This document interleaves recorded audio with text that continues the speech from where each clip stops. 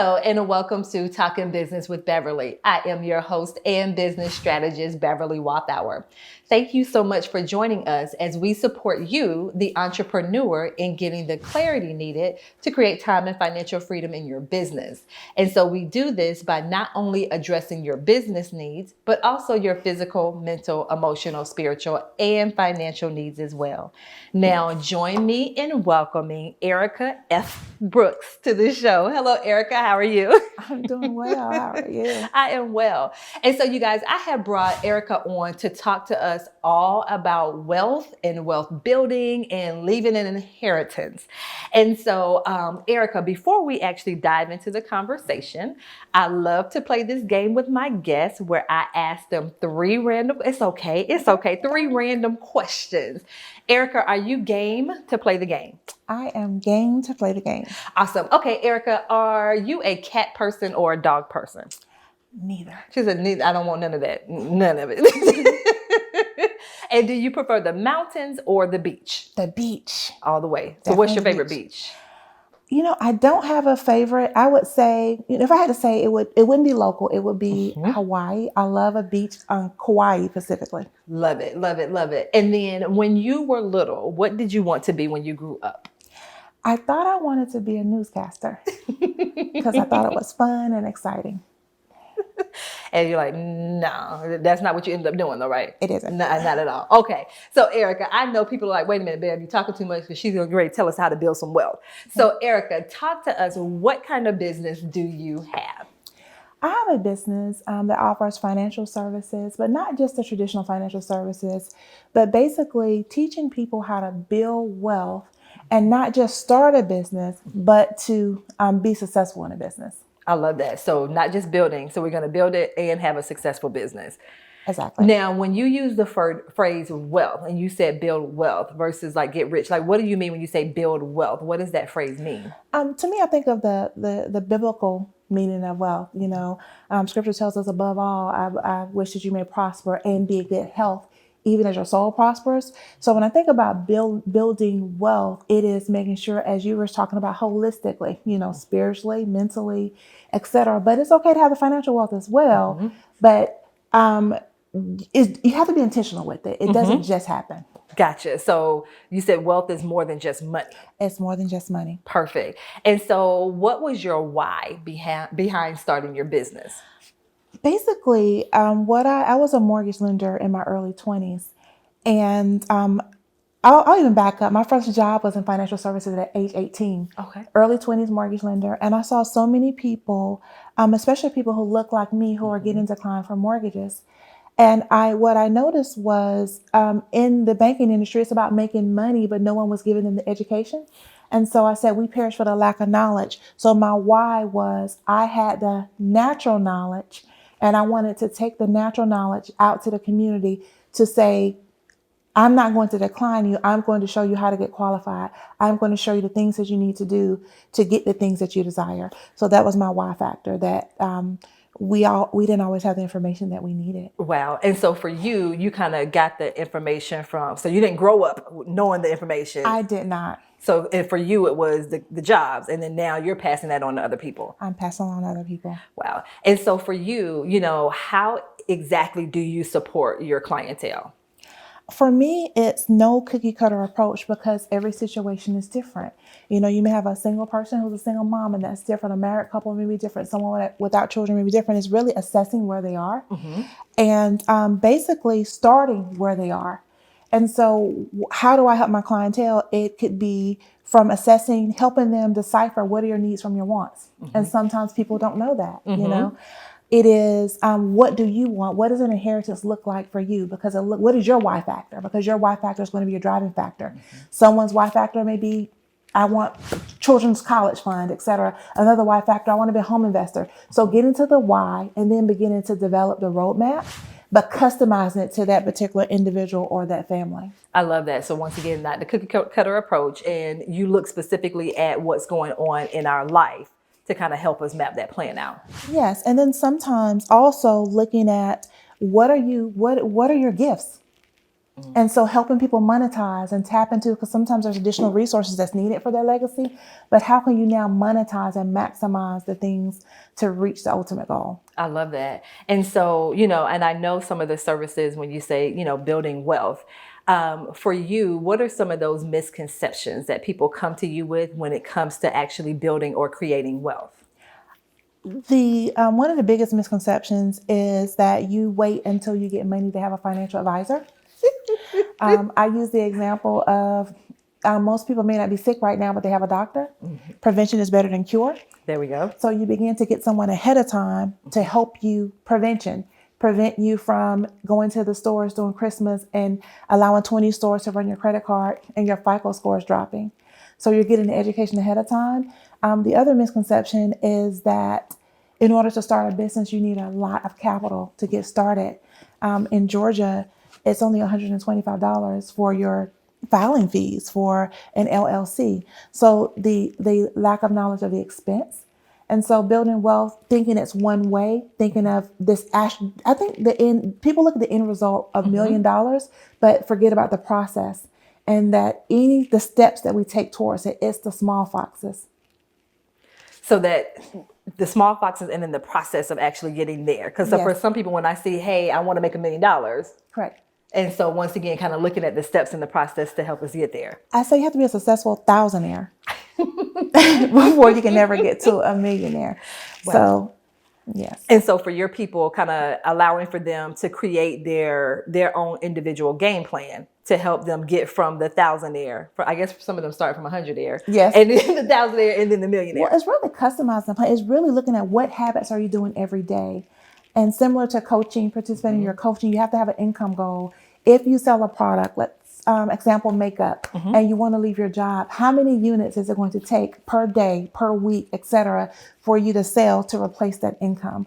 So those habits every day, if you have something else, what is it going to take for you, even if you can't replace your corporate income or your 9-to-5 income, what would it take to live on? Or what do you need to build to save for your goal? So really breaking that down. And when you're doing something, you can't just have this big mega plan without the daily or the weekly goals to get there. So I feel like I'm hearing you say like sitting down and counting up the cost. So it's not counting just the cost. not just jumping out there and doing stuff. Correct. Once again, it's a game plan that we kind of craft, and then you help them walk through that game plan. Exactly. Okay, and we're going to talk a little bit more about this game plan that Erica helps her clients walk through right after these messages.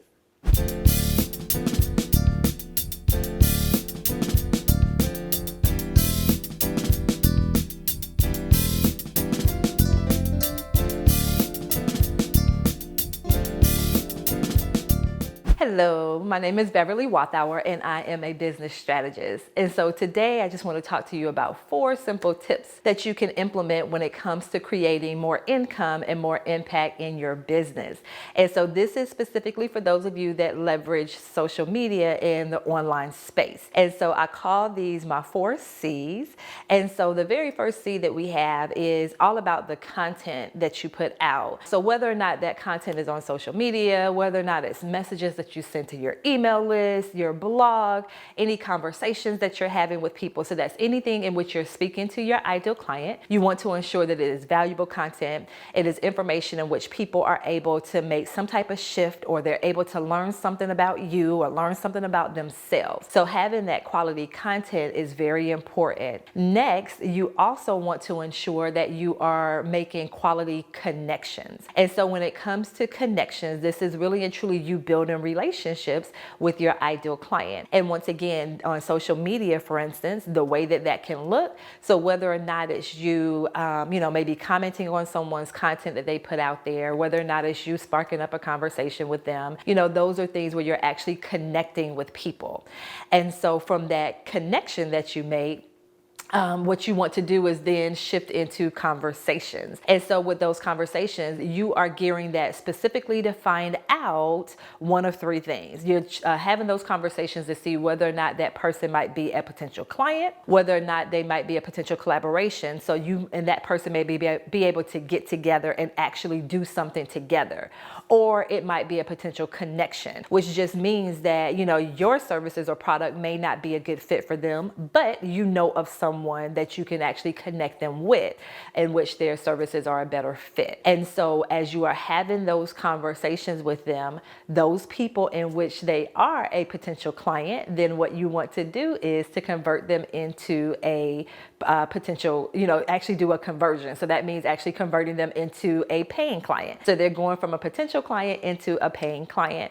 And so that conversion can take place via social media in Messenger. So you hear people say it goes down in the DMs. So actually being able to close clients in Messenger, or it may actually take you sending them a link and they go to that link to make the purchase, or it could be where you actually get on a sales call with them, have a conversation with them where you're digging into more of what it is that they need, what their problems are, what it is that they actually desire. And then if you have that solution, actually offering that solution to them. And so actually making the offer. And then that is when they become that paying client. So once again, this was just a quick tip to help you to be able to create more income and more impact in your business. Until next time.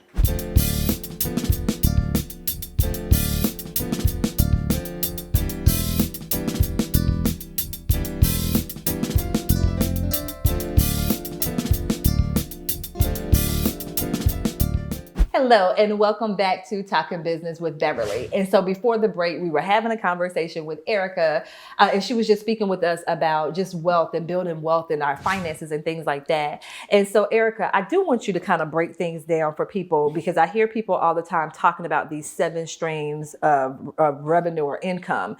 Explain what that is. I believe that sometimes people will think that their wealth will come from one way. Mm-hmm. And it's basically saying that some people think you need to stick to one thing. 7 streams, it's not a cookie cutter. It's basically you can do multiple things. One thing can be a gift. One thing can be a talent. One thing can be something that your children can do. Something can be a family business. To say, I have different ways of generating money. It can be, even if you decide to stay in a 9 to 5 could be one way. It could be if you're creative. You have creative things that you make, etc. That can be one stream. If there is, it could be ads, different things that you could do to just create something where you're making money in your sleep. If you have a website, if you're selling products and services, people don't know you're the person behind it.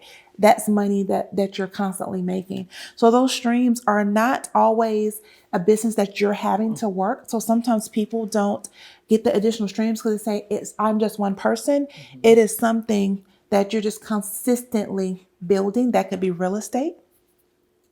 You have income that's coming off of investment properties. And so it's really what you're passionate about. And guess what? You don't even have to be passionate about it.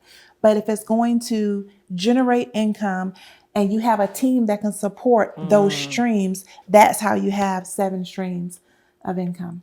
And I love that, Erica, because I hear some people in the misconception is I need 7 jobs, or, so I'm like, okay, well, how do you have time to actually enjoy? But anyway, but you mentioned all of these different components. So once again, it can be the career, it can be the business, it can be referrals, it can be investment in real estate and all that stuff like that. So kind of realizing and understanding that it's not just you working yourself into an early grave to build this wealth.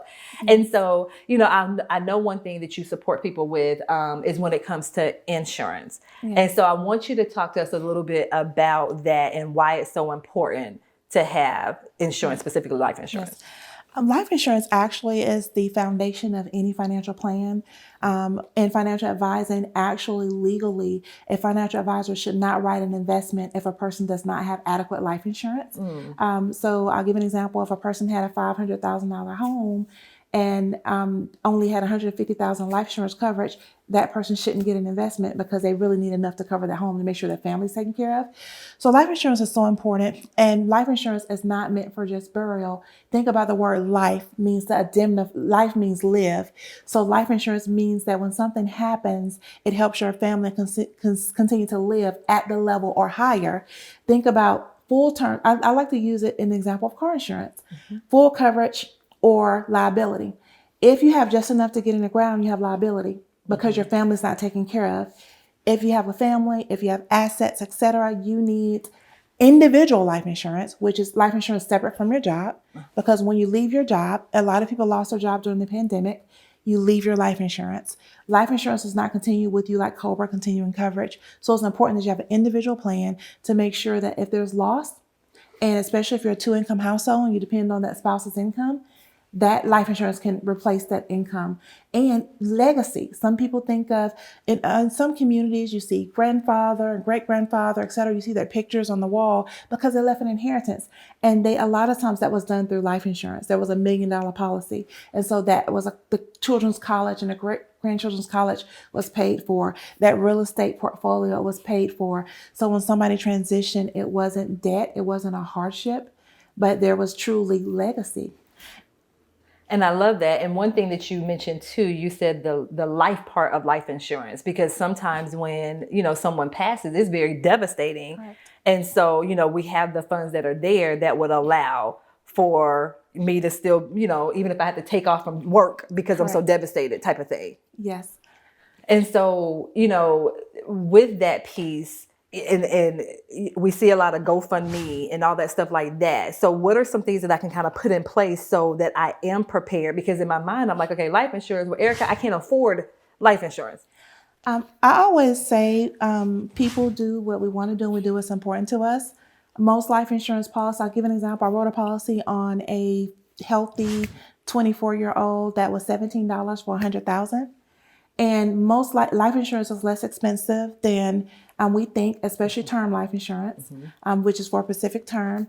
I would say we have insurance on our phone, but sometimes we don't have insurance on our life. Wow. We have insurance Hold on, Erica. Wait a minute. You just stepped on a toe. So give me a second to brush my foot. Okay. She said you have insurance on your phone, but not on your life. Wow. You have insurance on your car, which is a liability. But if you don't have insurance on your life, is it more important for your family to be taken care of or for your car to be replaced if it's totaled? When you have a total loss, do you want the mortgage to be paid off? Do you want your family to suffer?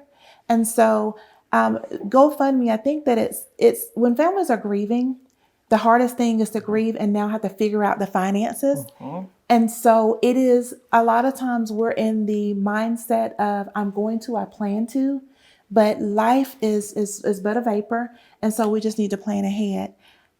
And that's powerful. My mom passed recently and, we didn't have to worry about those, like the insurance took care of that, because sometimes that can cause some strife and issues in a family. So just knowing that was taken care of and we didn't have to worry about that. So that is such a powerful thing to kind of keep in mind, that is just, it's not a morbid thing to think about. You do want to plan. And like we said, kind of, write the vision, make it plain, but also sitting down and counting up the cost. So that way we're not leaving that burden on our family, but like you said, leaving that legacy for our people. And so, and once again, that's just another component of the wealth that wealth transfer, that wealth where I'm leaving that legacy to my people. And so you guys, we are going to continue this conversation right after these messages.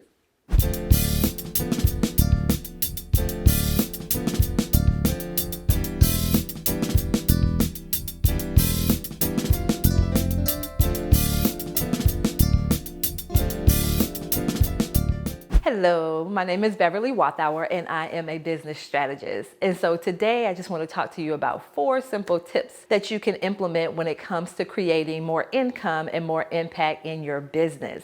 And so this is specifically for those of you that leverage social media in the online space. And so I call these my 4 C's.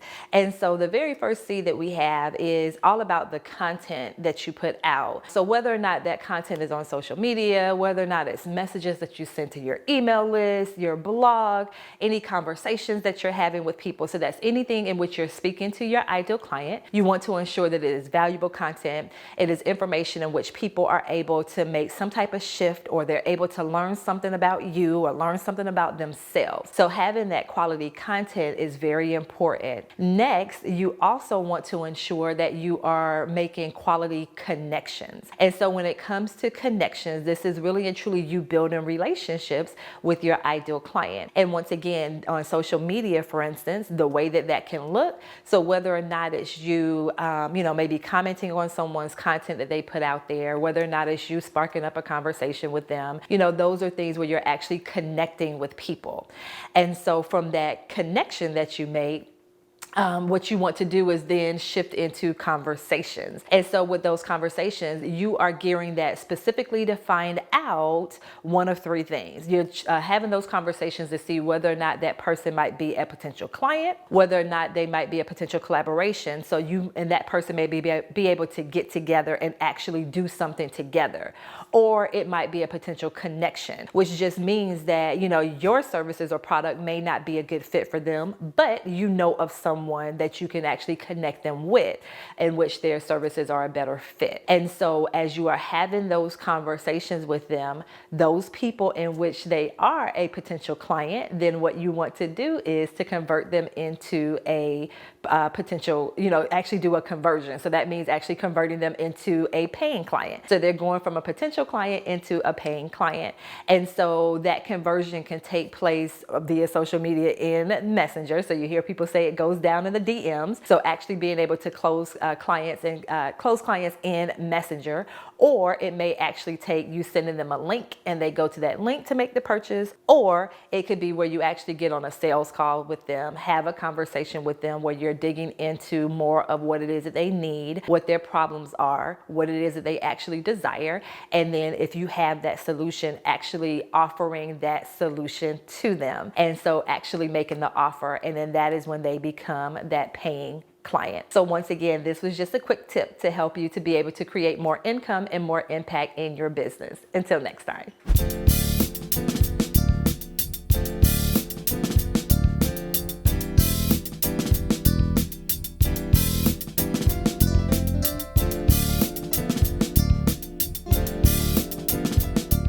Hello, and welcome back to Talking Business with Beverly. And so before the break, we were actually speaking with Erica about life insurance, which is just another way to build that wealth and leave that legacy. And so, Erica, what's one tip that you would give someone where they're like, okay, Erica, I haven't really started planning, sit down and planning when it comes to wealth generation or, leaving that wealth. What would be one tip that you would give them to kind of get started on this road of building wealth? Look for the hidden money. And that hidden money would be subscriptions that you're not using. Evaluating things like your deductibles. You can make higher deductibles on car insurance, et cetera, and it will give extra resources so that can allow for extra savings. And assess your taxes. Mm-hmm. Speak with a tax professional and think about, are you using the right? Are you filing the right? Are you having all your deductions, that are there? If you're a W-2 employee, if you're filing 5 or 1? And so those are things that are hidden money, couponing and other things, because there's always money that's hidden that can give us an extra, a lot of times $300 a month that we can begin to put towards our wealth. Wow.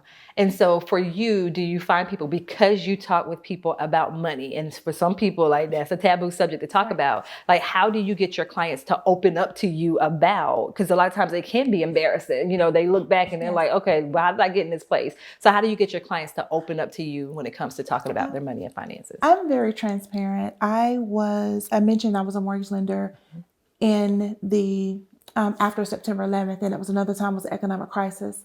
So I went from having perfect credit, owning a home, bought my first house when I was 23, et cetera, to bankruptcy. I said I went from banking to bankruptcy. Oh, wow. And so I know what it's like to have more month-end money. I know what it's like to juggle. Mm-hmm. I know what it's like to start over. So transparency, I'm never speaking to clients from I'm here, you're there, or a position of not understanding. And so it's a level playing field. It's not what happened to us, it's what we do at this point going forward. And so I believe that transparency sells. Mm-hmm. And you sell yourself before you sell your product. If people trust you, and if people can know that I understand where they're coming from, then it's an easy conversation.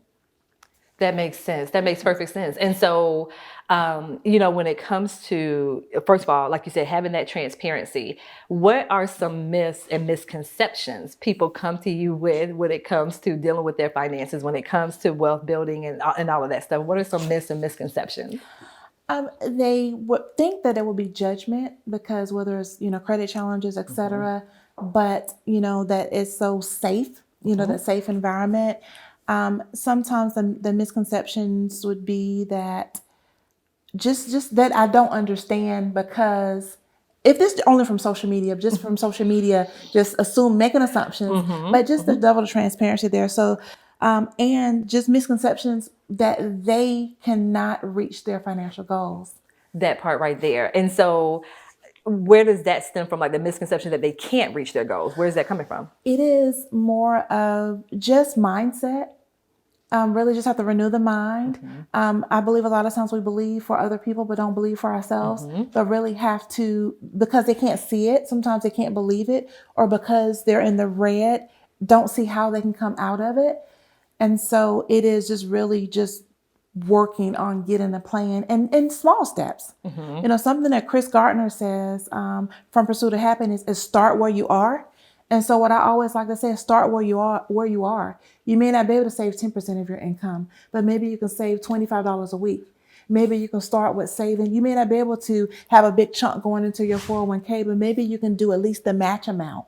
And so allowing people to start where they are and not compare themselves to someone else, and then celebrate their wins. There we go. And I think those are two key pieces, starting where you are, because once again, if I'm looking at this big, huge, gigantic goal, trying to get there, I may shut down. But once again, also partnering with someone like you, because you mentioned earlier about helping them to be able to create their financial plan. And then, like you said, you also said you kind of walk them through the process. So is this an overnight type of thing? It's definitely not overnight. And it's one of the things that you have to be willing to do the work. I can only do so much consulting, but in financial services, you have to be willing to do the work. And one of the biggest things that you can't be successful with a financial plan is if you're microwave. A lot of times we're microwave, even as believers. We want it yesterday, we want it today. Sometimes you may want a car, but you may not need a car right now. And wait, if you have to go to a buy here, pay here, and the interest rate is going to be so much higher, but it's not in dire need, wait until the credit improves so that you can go and get a better interest rate. Or what are you willing to sacrifice for the end goal? And so those are the things. And that's true. And for a lot of us, we didn't get into the situation overnight. Like it usually wasn't an overnight thing that got us into that situation. So thinking that we'll be able to get out of it overnight type of thing. So I love that you said that. And once again, going back to what you said, start where you are. So for those of you, it's just like, even if it seems overwhelming, and I know for a lot of people, just period with what's going on, they feel like it's too much, but you're saying no, at least I guess the first step is kind of opening your mouth to say, I need help. And then reaching out. And so, Erica, believe it or not, we are running out of time. And so share with the viewers, how they can find out more information about you. So your website, your social media, and your email. Okay, awesome. Name again is Erica F. Brooks. I can be found on Facebook at I Know My Value. It is spelled, it's exactly how it sounds. In addition, I can be reached at Erica, ERICA, at iknowmyvalue.com. Website is www.iknowmyvalue.com. She's going to keep it simple. Make sure you can find it. If you go, I Know My Value, you should see Erica's beautiful face pop up. And so, Erica, I do want to thank you so much for joining us. Thank you. And I also want to thank you, the viewers, for joining us as well. And remember, as entrepreneurs, we must address our business, physical, mental, emotional, spiritual, and financial needs if we want to create the time and financial freedom that we desire. Until next time, take care.